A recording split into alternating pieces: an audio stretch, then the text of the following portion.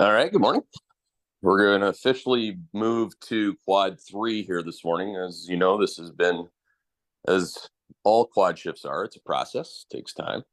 In this case, it happened slowly, then all at once. There was a catalyst for that. Of course, it's the Federal Reserve's decision to devalue the dollar at a faster pace, which is precisely what happens in quad three. What happens is that the dollar starts to go down faster, asset prices inflate, and eventually you get that.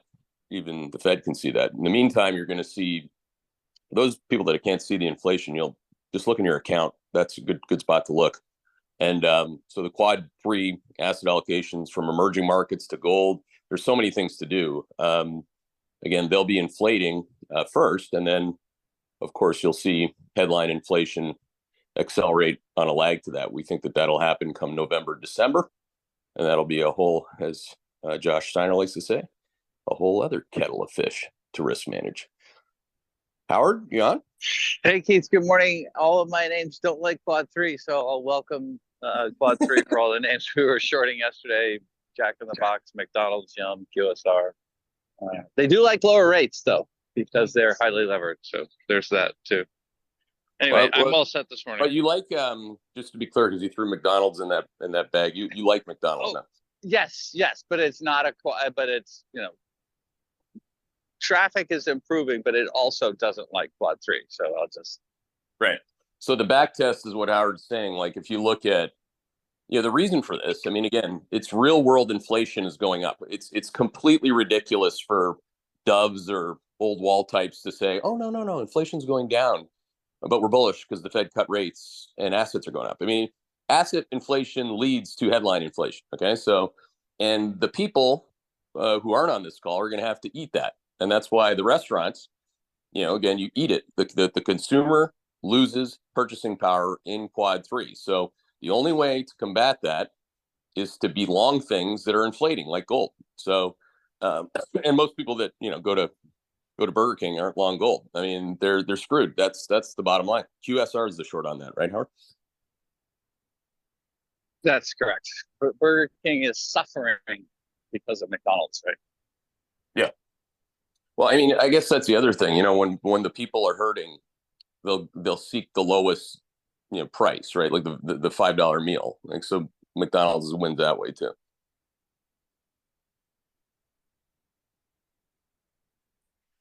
All right, BLC. Good morning, Keith. We don't have to talk about PM this morning because I wrote about it in the early look today. Early look on Zins? Nice. I brought it in there somehow. So what I wanted to mention today, and I have a chart, I'm not sure if I made it through, was about protein RTDs, which continue to be probably one of the strongest categories since the pandemic. And so the 12 months ended August, protein drink sales grew 12%. And the largest contributors to that growth was BellRing Brands' Premier Protein, which is the #1 market leader, and then Coca-Cola's Fairlife. And so my thesis on this is expanding capacity for both BellRing and Coca-Cola is going to be game changers for the industry. Sorry, I'm next to the train track. So I'm long BellRing Brands. I'm sure it's simply good for them. Yeah, I think we just lost you. It's hard to hear it. So we'll move on. It sounds like there's a train near BLC. Jenks. Hey, good morning, Keith. Sean's still up in New York meeting with clients, but we're all set for today. All right. Good to see you on the call. Appreciate it. J-Mac, or we got McGough? Yeah, you got me this morning, Keith. Brian's getting ready for another day of meetings in the city today. I was just there's nothing overly topical. A couple old headlines around new target CFO, European WAG Center talking about some operational updates, but kind of reiterating their previous guidance given about a month ago.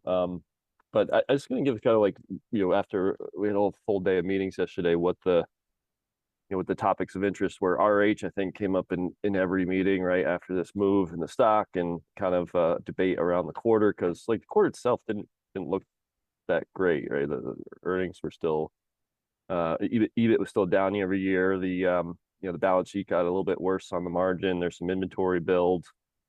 And this is obviously a very levered company, but I think the thing we're looking at, right, is the rate of change of both revenue, I guess it's orders, essentially demand that they call it, revenue and EBIT, right? You're going from like a negative 30 to plus 70% EBIT growth trend here this quarter, and that should sustain.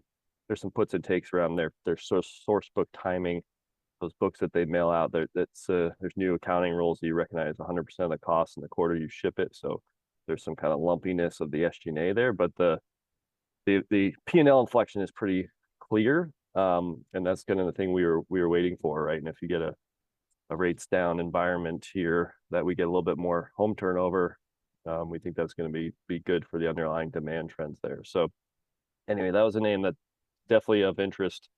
I know, Brian, we talked about how a lot of people, we brought it up over the last year or so, it was kind of like I'd rather not buy it at 250 or 240 and wait till like it starts to see the inflection, and then I'll buy it at 350 or whatever, because it easily could go to 500, 600, 700 over a relatively short time period if the P&L setup's good, because of how much growth is in the model and how much how much leverage, both operational leverage and financial leverage, they have here with the debt. So I'll pause there if you have any RH comments, but then maybe just color a couple other topics of interest.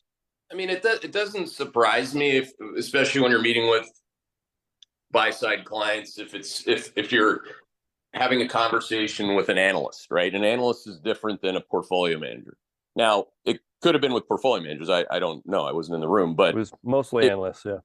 Yeah, like unless you're a shitty portfolio manager, you obviously understand rate of change matters a lot more than absolute statements like the quarter wasn't good. Like, well, it was less bad in rate of change terms, and that's what matters. And most importantly, the go forward outlook goes from less bad to accelerating, and that's you can accelerate from very negative to less negative, as you know. It takes analysts a while, right? I mean, don't forget, a lot of analysts a lot of them, have less experience than the portfolio manager. Many portfolio managers like me used to be the analyst, and that's kind of like you either do that or you don't. But there are a lot of analysts out there that really would suck at running money, right? Because they are so smart. I'm telling you that they're smart, right? They can analyze every single part of the cash flow statement and balance sheet and get completely overwhelmed by RH not being good yet. By the time the stock that type of analyst would characterize the quarter as good, the stock's going to have gone up 40% more from where it is, right? Yeah, I think that's exactly right, and that's like the whole. We did this call like a month or two ago, kind of getting to the exact point of like with what we're looking at and like home turnover dynamics, where the rates are. That the macro call that, like, for 2 years, everyone else was saying Fed pivot, and we're like, well, inflation's a problem, right? They can't pivot. And back then it was pivot and just stop raising rates became the narrative.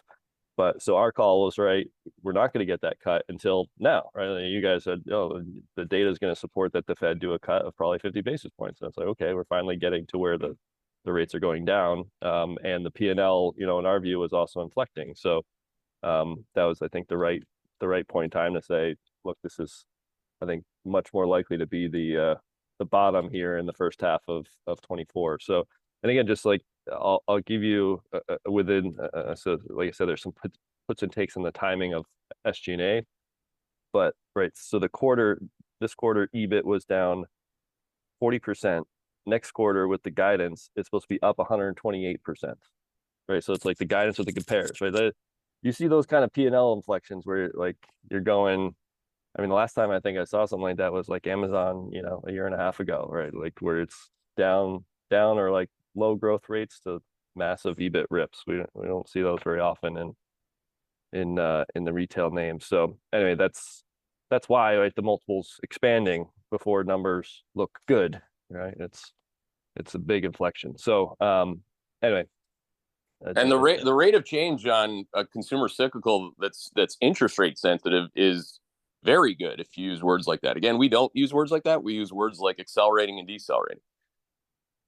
Yeah, and we keep highlighting too, like it's not only the demand elements from a rate perspective, but the company actually has floating rate debt. It's got too much leverage right now with floating rate debt. So if rates are actually going down, you need the Fed cut to actually happen there, right? It's not their rate doesn't float on market rates. It tends to float on the Fed rate there. So yeah, so that's right. It's like doubly good when rates are heading down here.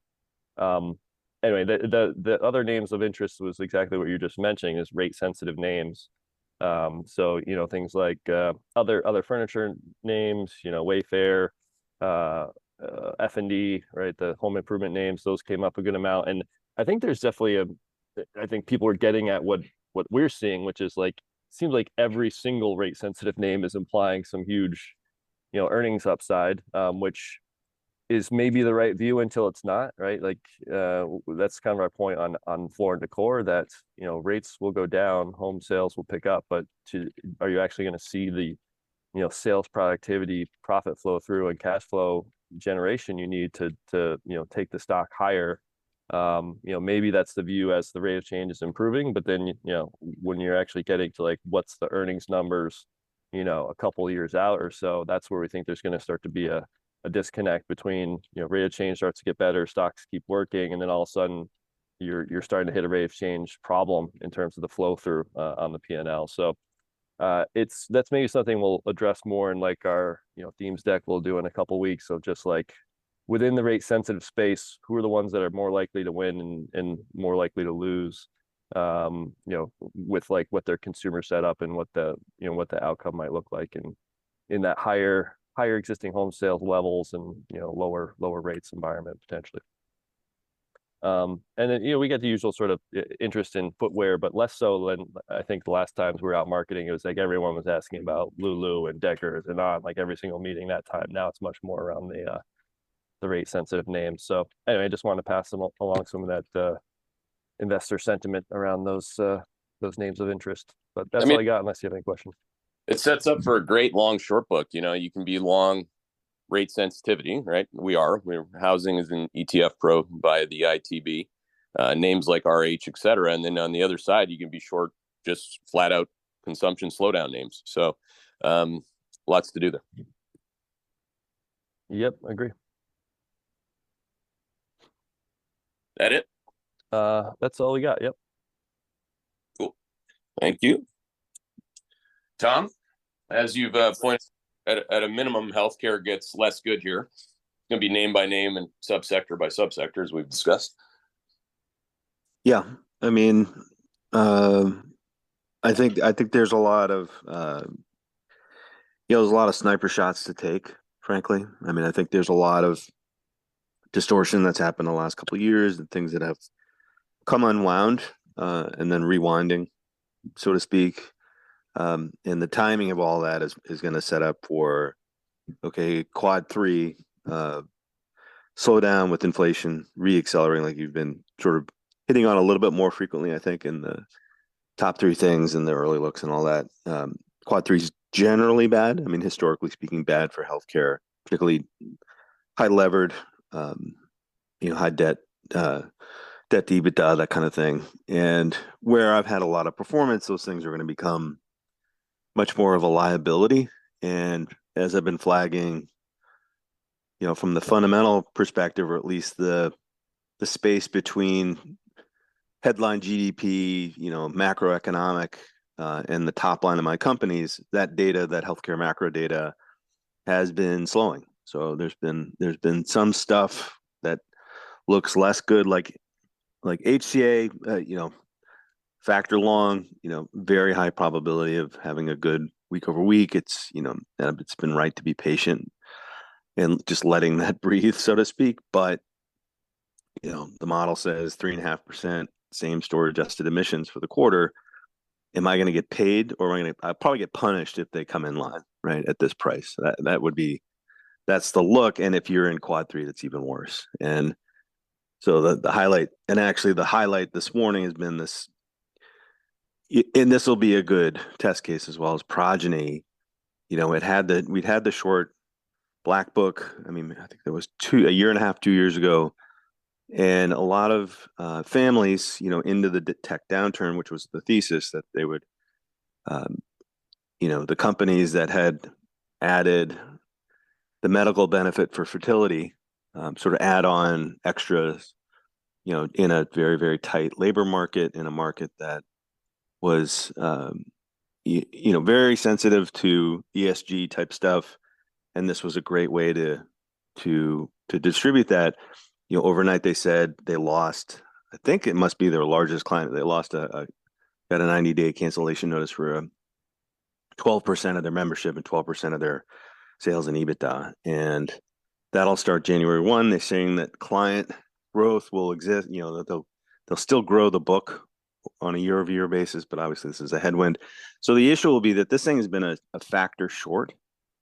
I think it's 26 times EV to EBITDA here, down 20% pre-market. You're getting about half from the change in estimates and half from the multiple compression. But if it's a factor short, I don't think that's going to matter, right? Like here's a nugget, like a proof point that the model is sort of reaching its terminus, right? Like the TAM, my view was that the TAM was never as big as they said it was, and that incrementally you would be slowing from this extraordinary place with a lot of incremental competition on the side. Like what they offer is interesting, but there's not a very deep moat. And if it's a factor short, find a reason, right? And if quad 4 slowdown is the reason, it should perpetuate, right? So down 20% shouldn't be feared. It should be embraced. And like, you just embrace that sucking and short it, right? Like, don't worry about where it's come from. Oh, it's already down. That kind of stuff is dumb. Just put it on, get it over the line. So, and it's a little irritating, right? Because I've been updating that data set in amongst a bunch of other stuff. So we've built a very robust, and I owe it to somebody. I'm not irritated I didn't get to them in time, but if you looked at employment cost index by industry, job openings by industry, rolled it up as it relates to Progyny's product mix, customer mix, you sort of have most of what you need. Google Trend for fertility, their app downloads. There's again, the healthcare macro data set tells you most of what you need to know. What you really need to know is, the rest of it, right? Like, what's the factor setup? Is it likely to go down? Here's your reason, right? Like, this is a big reason, but I don't think it's gonna be down enough today. So I'm gonna keep pressing forward on the research there. That's it. Excellent call. That was actually next up on my real-time alert shortlist. Names that are circled in my notebook, for example, which I've shown people before, are the names that are at or approaching the top end of the risk range, or a bunch of names like that, including Align and EYE. We've discussed this. I mean, this has been on the short list for a long time. This has been a great short, and it's a good example too, Tom, of quad 3 is a more volatile equity market because companies have to report that economic reality, whereas the flow of the machine is net bullish, right? So that's actually why once the Fed, actually did what I thought they would do before quad 4 started back in July, I didn't start adding a bunch of shorts in real-time alerts yesterday, because the flow is the enemy of the short seller, but the friend of the short seller are the fundamentals. And I guess in this case they pre-announced, right? Yeah, I mean they have one big selling season that starts sort of May, June. And so they're pitching clients, hey, you need to add this fertility benefit, to your essentially to your medical benefit. And you can track that the way it came through and the way medical benefits accelerated. You could see a lot of these extras, these bells and whistles.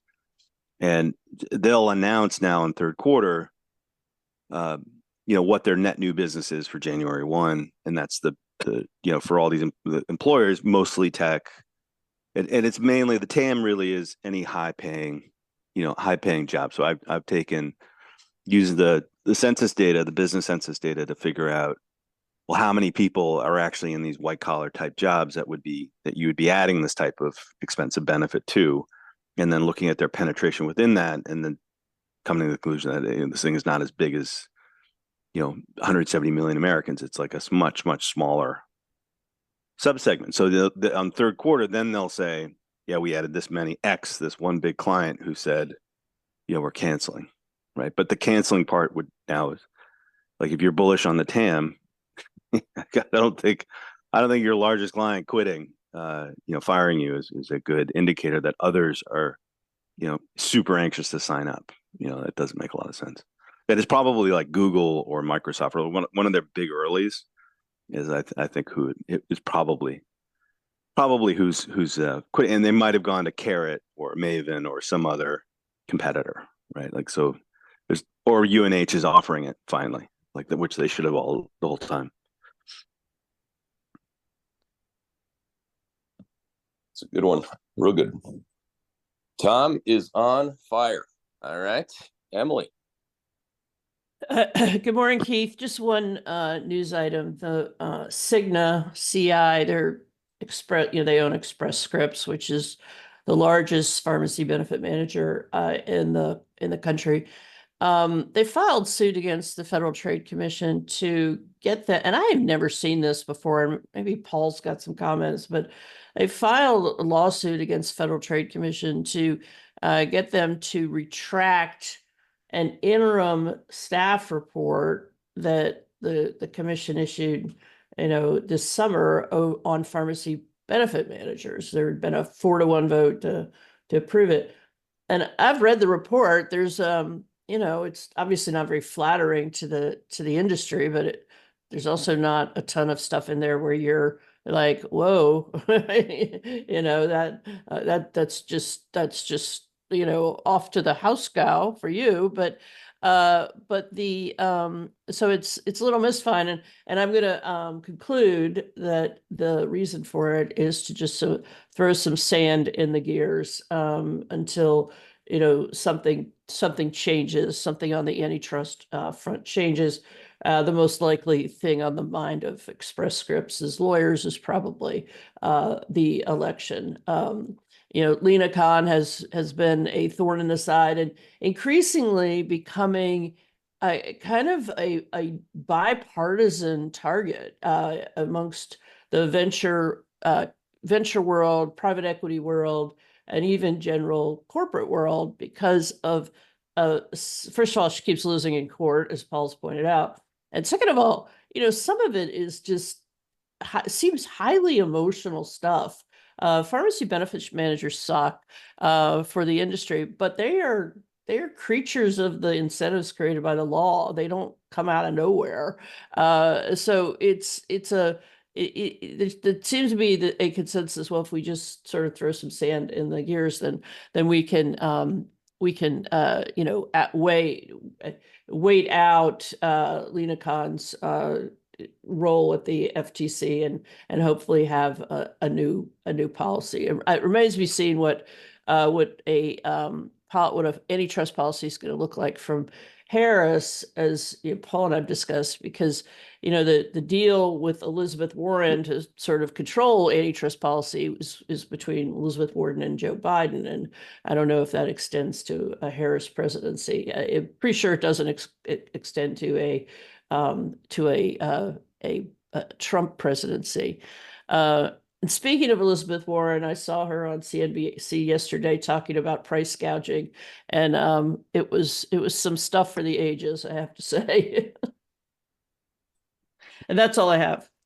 Yeah, you'd hate to see the price gouging in asset prices this morning, right? I mean, these clowns, the journalists that are asking the questions being at the Fed presser, like, I think there was one question actually about rent, like shelter, like the number one component of costs in most human beings' lives if they're not big timers, like like the people on CNBC. It's just like embarrassing. I mean, price gouging. The number one price gouger is a devaluation of your currency. I mean, that's.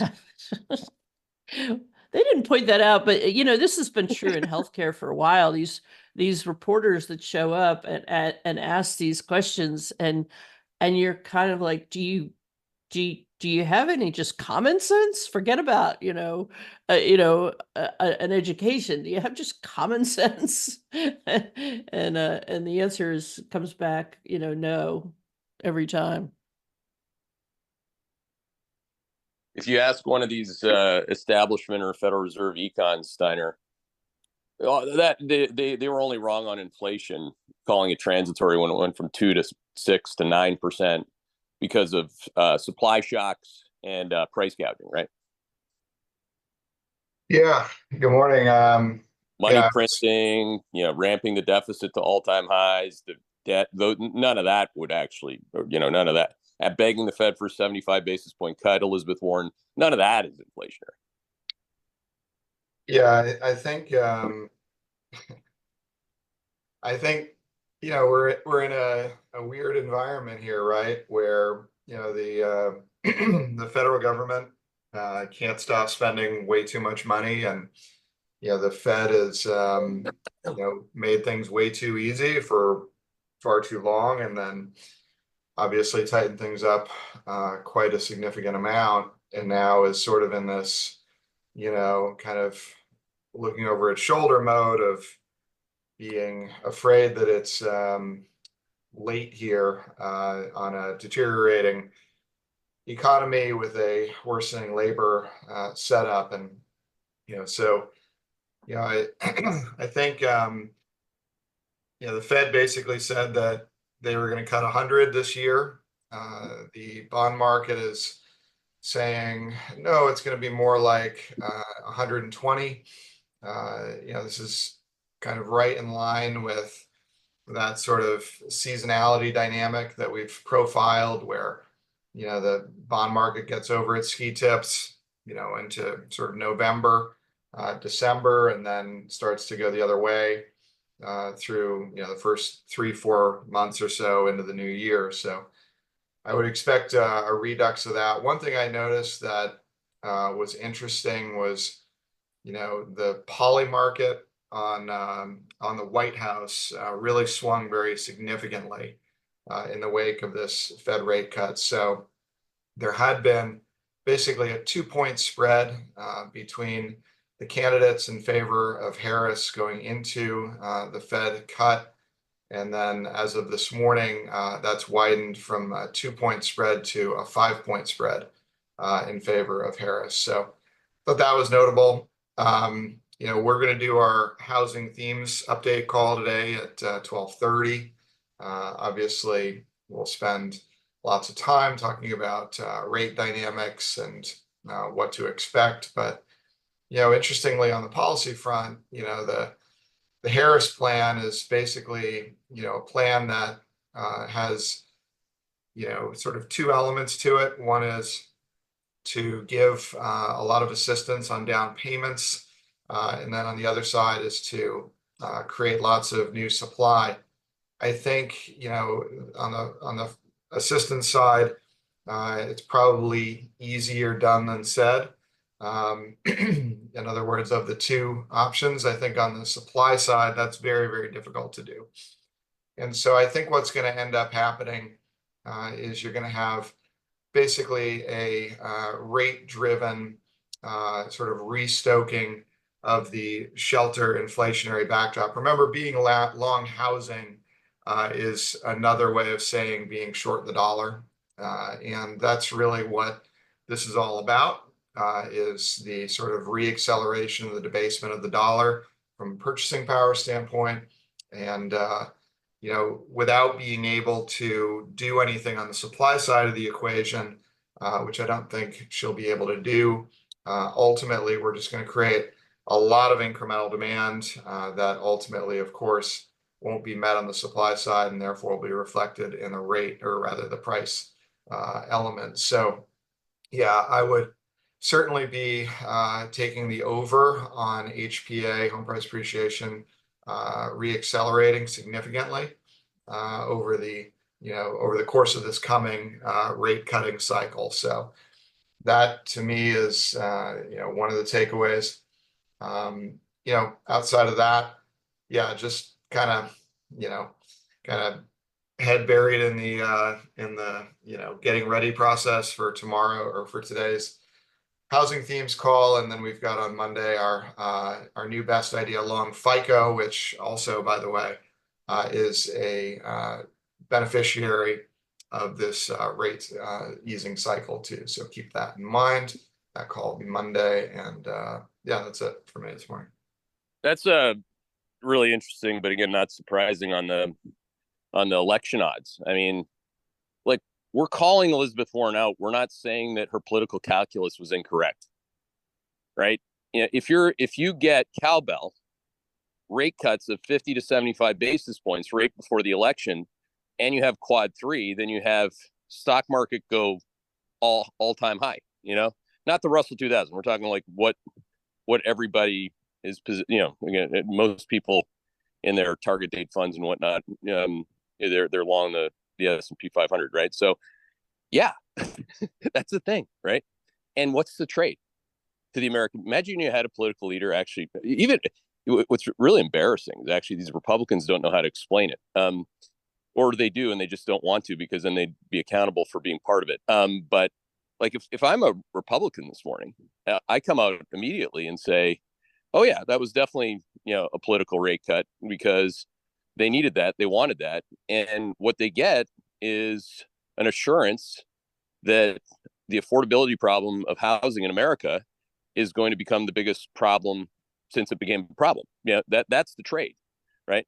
We're trading the stock market and cowbell for, you know, the people just having to sit on it and rotate. I mean, you can't say that you're hitting all-time highs and HPA or home price appreciation's going back up and saying there's no inflation. It's just stupid, right? And Americans aren't dumb enough to believe the dumb people that say that.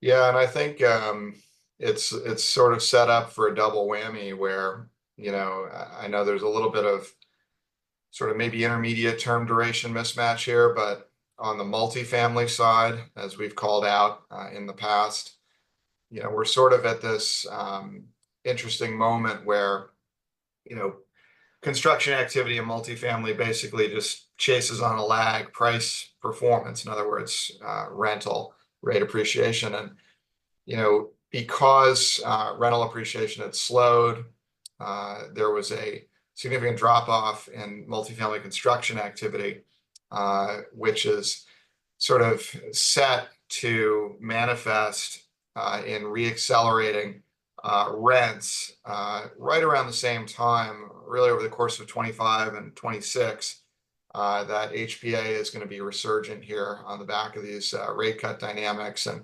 again, just fundamentally, lack of supply infusion. So yeah, it's really going to be one of the bigger sort of themes or stories over the next, well, not story in the sense that it's made up, just something people talk about because it's relevant to basically everybody over the next year or two, is how expensive shelter becomes, whether you're a renter or an owner.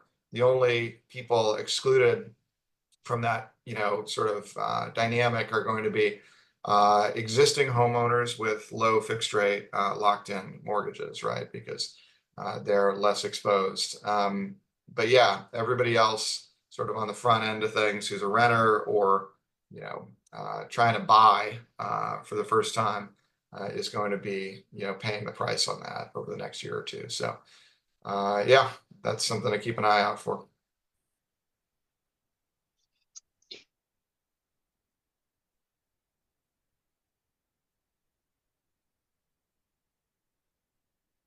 I don't know if we lost you there, Keith. Maybe we'll move on to. Can you hear me? Oh, nope, you're Hear back. me or no? You're back now, yeah. Yeah, we should get a refresh on Rob's model that shows like by city, you know, apartment rents, the rate of change. We're just going to put it all out there. I mean, we're going to have I think by the time it's all said and done with the Judy Shelton video, like 1 million views. We finally achieved, shouldn't say finally, it's been a process, right? Like, you don't build a company in a day, or I guess some people coming out of college think that's the way it works, but it takes a while, right? You know, and our audience is going to demand that we show all Americans what all Americans see when they wake up in the morning. Higher rent. Yeah, I think higher housing price. I mean, this isn't like a fake news. I mean, this is very obvious, and we could show it right down to the to the MSA or the city. Yeah, I think just to be, crystal clear on the timing, this isn't something that's going to manifest next week or next month, but, so we won't see it in Rob's tracker for a while, but very clearly this is, now being set in motion. And I would say over the course of 2025, this is going to be a very big deal, and probably well into 2026. So, you're not going to hear too much about it between now and November, but beginning sort of December, January, certainly Q1 next year, you're going to see things heating back up in a pretty meaningful way, and then probably building on that from an acceleration standpoint into the middle of next year and into the fall of next year. So yeah, it'll take a while before it's manifest in the data here, but it's coming. So well, what you'll see in that snapshot of real estate is you'll see the levels in context of where inflation started 3 years ago. We're starting from a very high point, and what we're saying is in the next 3 to 6 months, this is going to be inflation. Even the Fed's going to see it, right? And it's actually interesting. Of all the tweets I had yesterday, that was the one that got retweeted and had the most comments on. The one that said, "Mark my tweets, in the next 3 to 6 months, headline U.S. inflation will be reaccelerating." Now, to the layman out there, to the, certainly to my trolls, they have no idea what that means, right? They just think that I'm like doing what all the people they love to follow do, which is just make shit up and have an opinion with no model, right? This is the model.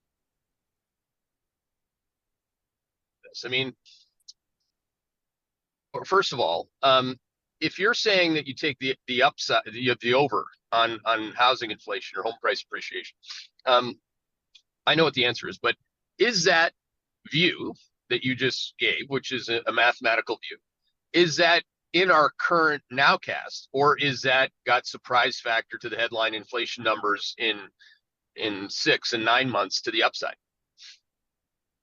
Yeah, no, it manifests on a lag, and yeah, the rate element is not inherently embedded in the sort of out period forecasting, right? We use a Bayesian inference process. It doesn't have an element in there for that would, it could be, this is going to be technical, but it could be reflected in there, but it doesn't necessarily have to be reflected in there. In this case, it wouldn't be, for reasons that are kind of complicated. But the point is that, yeah, one thing to remember too, though, is that there is a tremendous lag in the Fed's, or I should say the BLS shelter numbers, right? So like our analysis has found that shelter, owner's equivalent rent on a rate of change basis lags Case-Shiller home price rate of change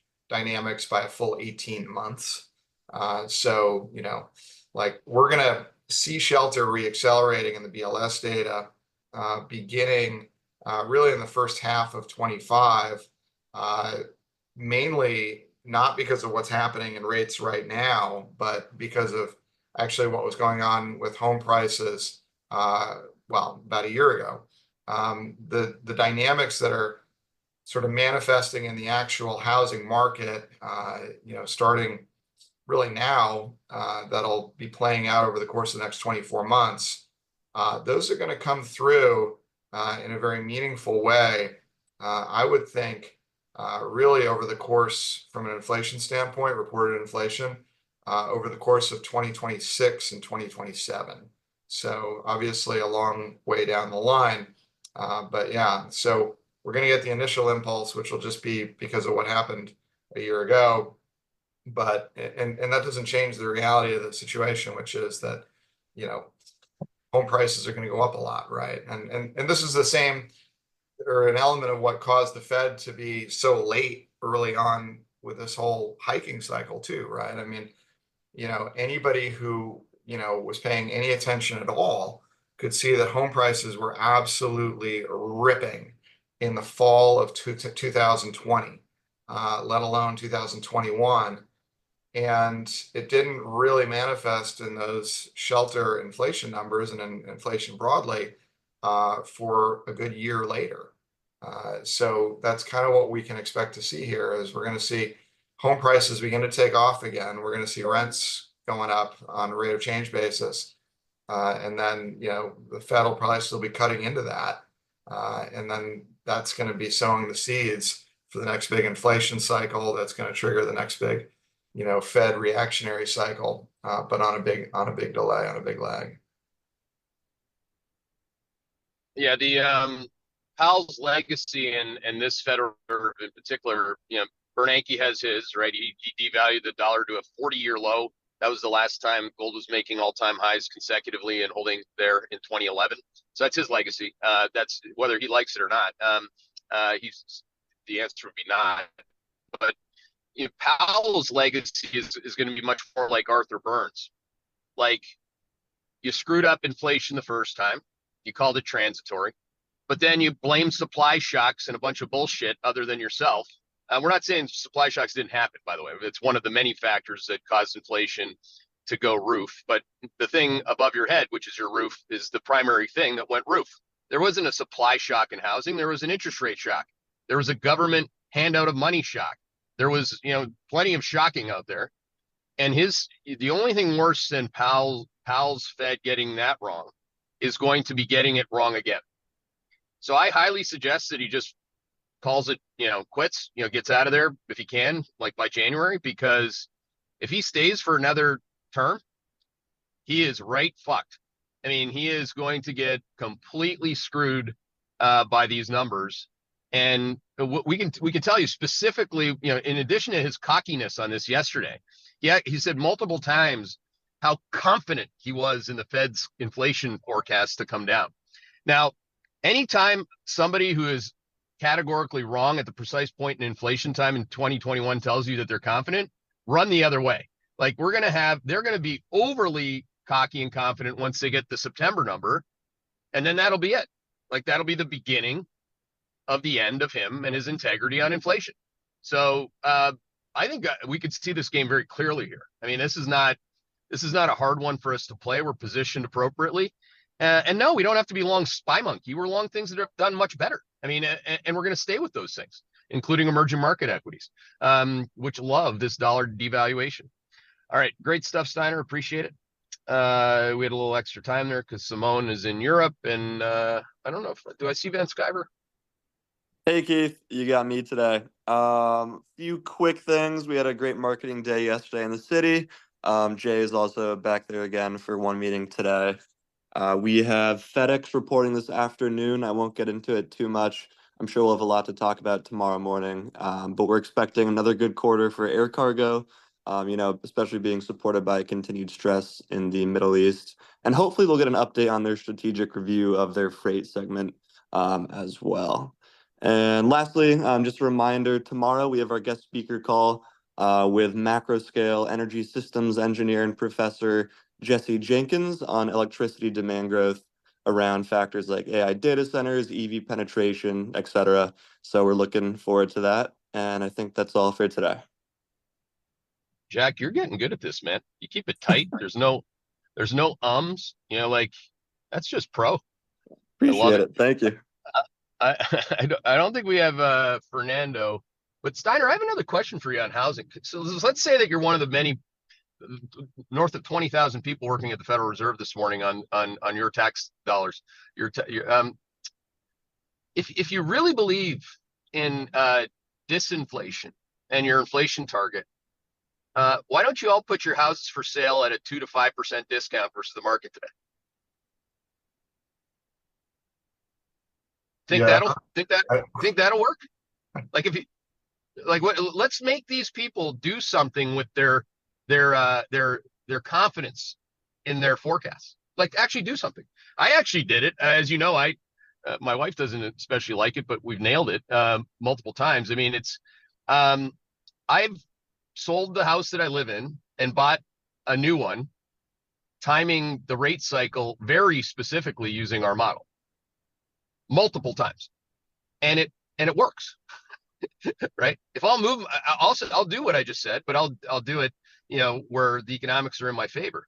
I don't think any human being with a disinflation nowcast, or a deflation one for that matter, would even dare consider selling their house at a discount. Yeah, actually, this is, I guess, somewhat related, but I'll just take maybe just a very brief moment on this. I think one of the coolest things that, from a feedback standpoint that we get, it doesn't happen all that often, but it does happen occasionally. It happened the other day on Twitter, is when one of our subscribers will ping us and let us know that they sort of executed a housing transaction, at least partly on the basis of our framework and thoughts around the broader housing market, hard asset market, obviously rate condition set, and it worked out really well for them. I always, because it's not really what we do, and I'm not trying to say that that's sort of what everybody should do, but I always think that that's really cool when somebody gets a great setup like that for a big you think about the average person out there, and buying a house is obviously for most the biggest thing they ever do financially. So when that works out real well, that really is great to hear. So anyway, just kind of the obverse of, I guess, your point, but yeah, I like to think we help people with those kinds of decisions as well. Love that. Love that. If you're a landlord of multifamily, you're going to see the inflation and you're going to like it. You're the people that are renting from you won't. So we'll keep you up on that. All right, Freebird.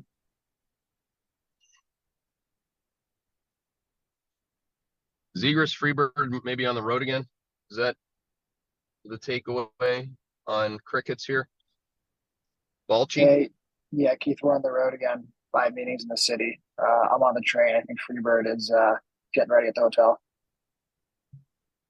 The bird is the word. All right. Enjoy the city and the meetings today. Balchi, are you on? Yeah, good morning, Keith. So sorry I wasn't on yesterday, but I spent the whole day at HubSpot's Investor Day and their user conference, which was up here in Boston. As a reminder, HubSpot's an active long of ours. Some highlights from the Investor Day were they did a 2-hour keynote on everything that they're doing in AI and the strides they've made on their AI innovation. The company is prioritizing customer value over immediate monetization over these AI features, which is a lot different than a lot of the software companies that we're currently seeing trying to, get a big pricing increase due to the AI innovation. So they're more trying to bring value, and then they'll figure out the monetization later. But one could argue that they're already monetizing, right? So earlier in the year, they went through a pricing model change, very much going to a seat base, and that was designed to bring in more lower tier customers to their starter tier. And so that increases their total funnel.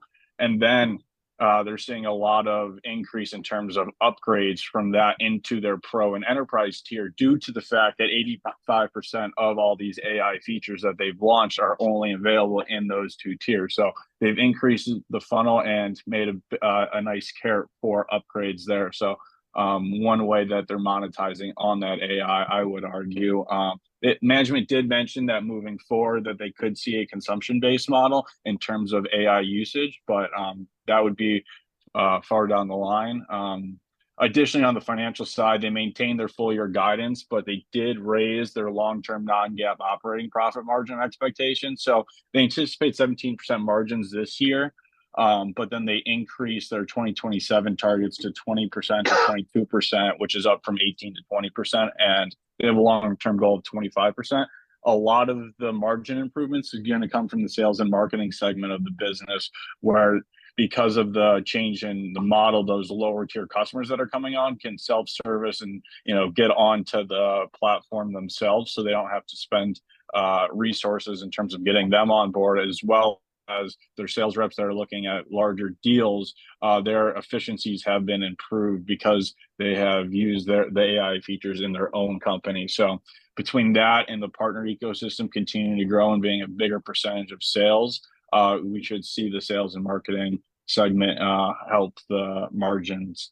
I was also able to talk to a lot of partners at this conference that sell HubSpot, and the consensus was that 1Q of this year was weak, 2Q came in line, and then they've seen an inflection to acceleration here in 3Q, and they're very excited about the pipeline that they have for 3Q and for the rest of the back half of the year. So positive signs there. I was also able to talk to a bunch of customers, and a lot of customers that I've talked to from other software companies, they say that the AI features are nice, but it's not something that their company's looking to invest in yet, just because it's not completely there in terms of the return on investment. Very different story from the customers that I was able to speak to at HubSpot. They're all using the AI features, and they're very excited about this AI agent network that they plan on launching at the end of 2024. So all total is pretty positive investor day, and HubSpot remains an active long of ours. Yeah, that's an excellent recap, and it's also a good example, Balchi, of the type of dynamics, company-specific dynamics that people buy in Quad 3, right? Like the reason why growth as a factor exposure works in Quad 3 is because top-down GDP growth is slowing. Therefore, the growth you can find gets a premium. So that's the history of Quad 3, right? Now, the problem is manifest in that regard. I mean, you have this time for semiconductors, for example, you have extremely difficult comps. But for certain companies like Restoration Hardware, which is a discretionary growth company, or sounds like this one, you have your own path. And that's what we want to find, right? Like, so to be clear, quad shifting from 4, where you get tech wrecked across the board, no matter how good your company is. Again, as a reminder, NVIDIA went down 27%, and then it went down 21%. Maybe it stops going down now, by the way, but we don't have revenue growth that NVIDIA accelerating in our model.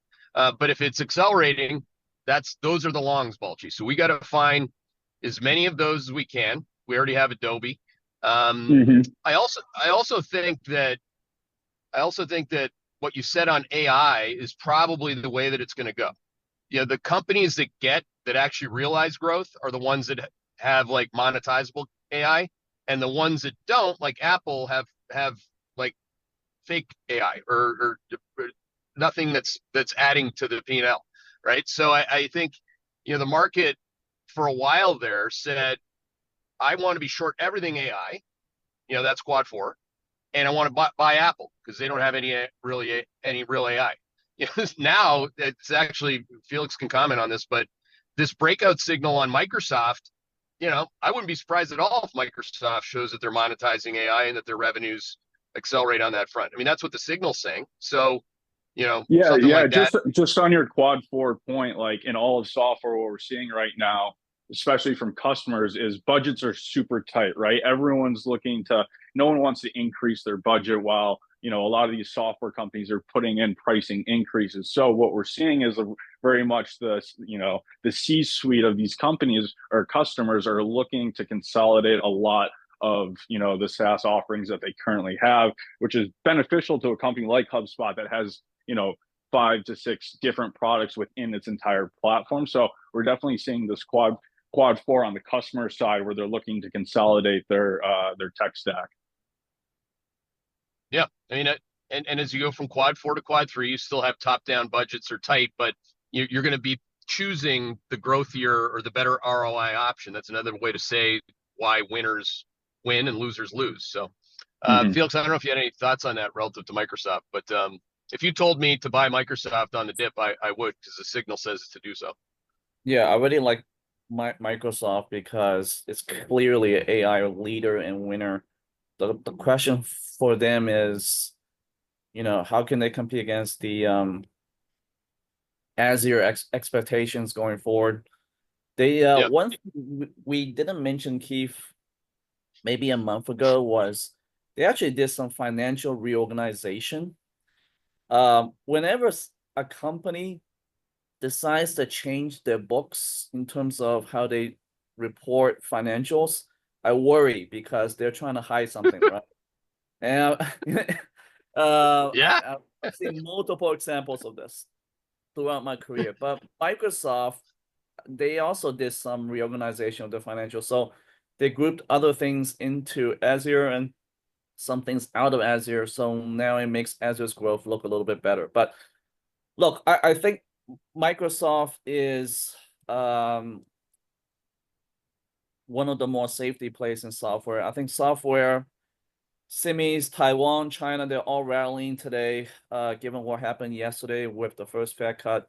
There's some new 52-week highs, including my number one long pick, which is Chinese local life services tech giant Meituan, who has now outperformed the NASDAQ Golden Dragon Index by 80% year to date, easily the best performer by a mile in any category in China.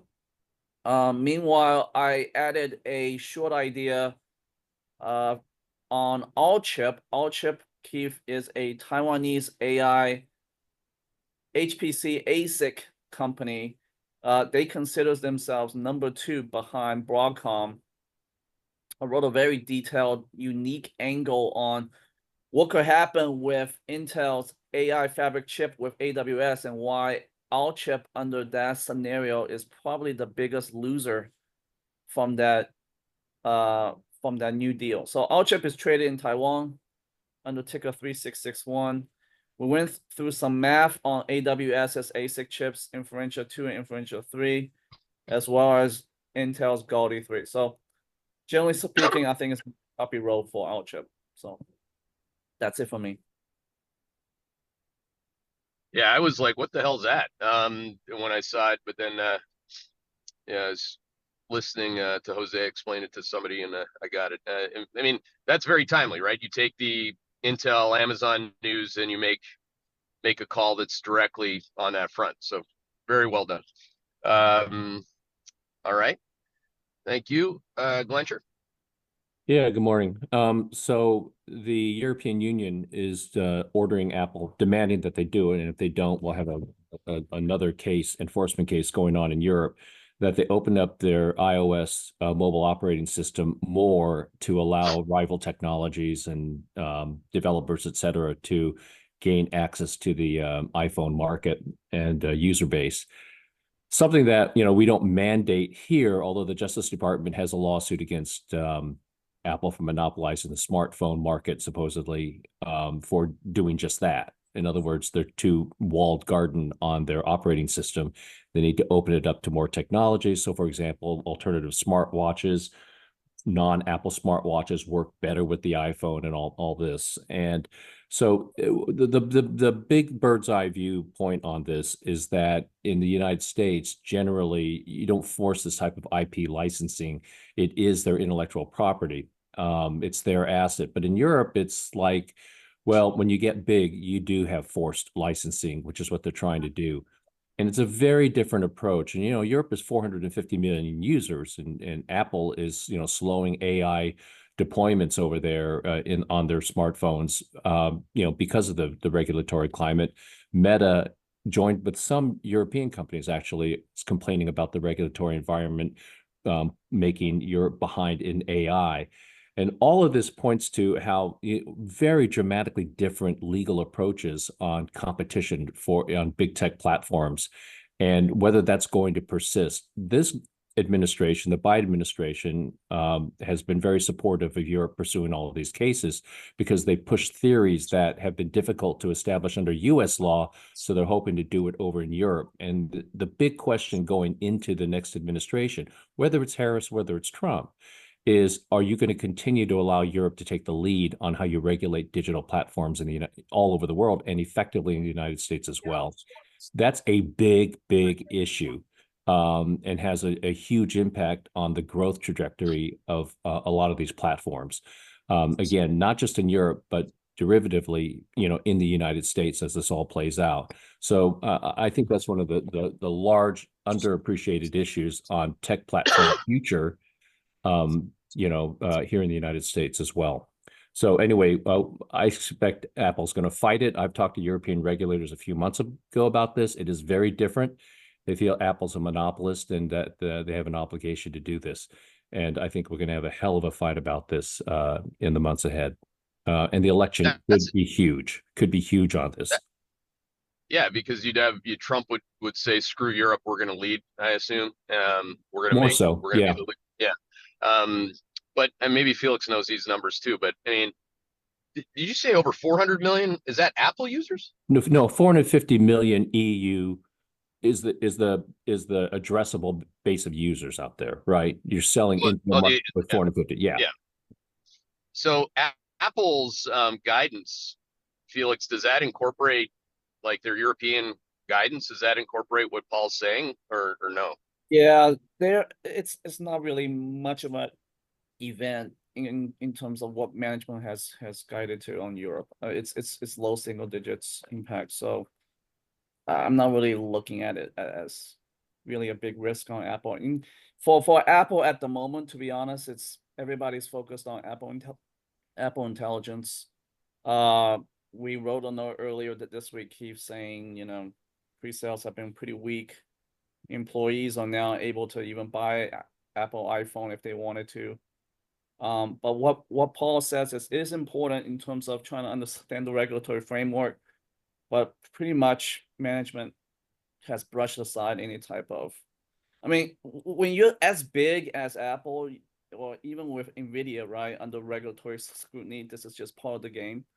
It's all politics at the end of the day. And I think, corporations just have to deal with this type of risk. But in terms of what they guided to on the financial side, it hasn't had a material impact on their business. Okay, good to know. Paul, anything to add to that, or do you have anything else? Well, no, yeah. I mean, it's just I agree, because it's like, their app store revenues, for example, globally are like maybe 10% total coming out of Europe. The issue is just sort of like, what does the storm suggest is coming? And the potential, actually, to me, upside, if they sort of disconnect the U.S. antitrust policy support for the aggressive stance in Europe, because what Europe is reflecting right now is the belief of the current U.S. policy on antitrust. So in a sense, Europe is the head of the spear on this right now. So it's sort of an indicator of the potential risk that flows over into the United States from Europe. And the question whether the next administration is going to continue to support Europe in taking the lead on these policy issues. Okay. Good to know. JT is not on today, or? Yeah, I'm right here. Oh, okay, cool. Hey. Yeah, Keith, just real quick, Johnson's CR plan went down last night. I think they're going to regroup today. He'll introduce something. It's sort of a plan B that he's not talked to anybody about. In the meantime, I sense that he's losing some support on Capitol Hill, so this could be a problem for him post-election, but we'll table that for a second. Suspect what's going to happen here today or tomorrow is another CR will be introduced. I don't believe it'll be passed until early next week. In the meantime, Schumer is coming up with his own legislative vehicle on the Senate side. You'll recall that every time we do this, the Senate takes longer, so he has to start the process. So I think by midweek next week, this will be over. The one factor I did not mention in previous discussions was that Trump is agitating for a shutdown here, and I don't think anybody on the House side is buying into that just yet. He probably has some support there, but I think everyone just wants to pass this and get home and campaign, and that's it, Keith. So I think we'll be back here next Monday, Tuesday, Wednesday of next week with a game plan moving forward. I still think we'll avert a shutdown, but that's going to be the buzz for the next couple of days. I mean, Trump, senseless. That's good. That's a smart move by Trump. I mean, I don't know why they wouldn't go with that. I mean, if you shut down the government, it obviously highlights everything that we talk about from a dysfunctional deficit spending perspective, why we're here. That is on the watch of the current administration, right? It's on the watch of both parties because it took a while to get debt and deficits to these levels. But if I was Trump, I would definitely be pushing for Yeah, that. but this is more a failure of Congress than the administration. Not that the administration doesn't have a role here. It's just a failure to pass their appropriations bills, just the regular functioning of government. Yeah, And I get so that. it's now 6 years running where they have not passed their appropriations bills, and so we all of a sudden, because there's such disagreement up there, that we get to the fall, we get to September 30th, and there's no plan to fund the government, so they have to do these CRs. Yep. Okay. Good to know. You'll also like to know, many of you would like to know why the futures are up so much today, U.S. equity futures. We have a bunch of clients saying it's because Hedgeye just made the quad shift to quad 3. Don't forget that, well, first of all, the S&P has been bullish trend the entire time. It didn't break trend. NASDAQ went back to bullish trend before this move. And even the Russell 2000s had bullish trend here now. So again, quad 3 is the green light for asset inflation. Again, we have our own expressions of asset price inflation. Another community only really has a few options, which are like SPY and the Dow or something. But understand, our clients really, we advise over $1 trillion in assets under management, again, in terms of clients. And when we make a quad shift, they shift. Okay, so this is a big deal for us today. I want to be clear on that. It has nothing to do with your emotions. It just has everything to do with being on the right side of the cycle and positioning for quad 3, obviously. Thanks for joining the call.